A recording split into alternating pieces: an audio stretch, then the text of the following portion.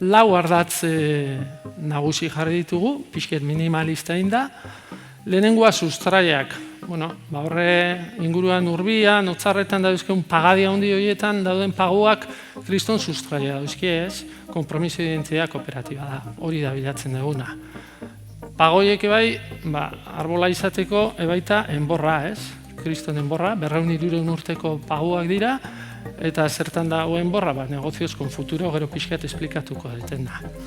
Hirugarrena, ostuak, lorak, horrek ematen dio, pagoai, ematen dio basoai, edertasun hori, ez? Hirugarrena, apertura, impacto sozial.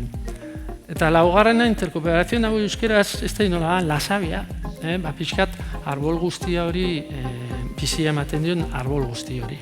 Peio ondo ezagutzen dut, eta hurrengo urteetan Mondragoneko buru izateko pertsona egokia dela ziurtatzen dizuet.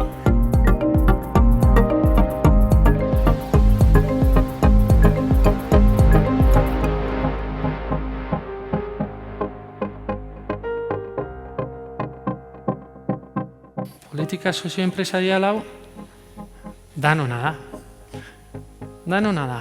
Eta politika sozioenpresarial aurrera eramateko, hemen bakoitzak bere etxean lan egin beharko du.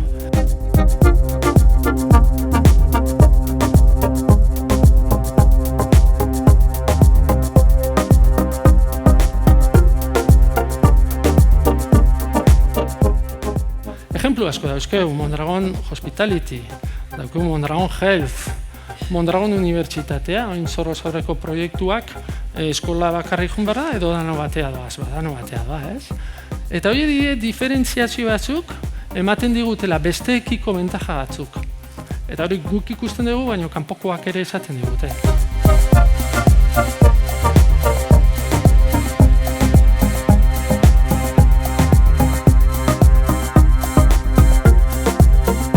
Sumar para multiplicar, lo dicho de sumar esfuerzos para multiplicar resultados. Seamos más cooperativos y seremos más competitivos y estaremos más cerca de lograr ese Mondragón que sabe todo lo que Mondragón sabe. Eskerrik asko.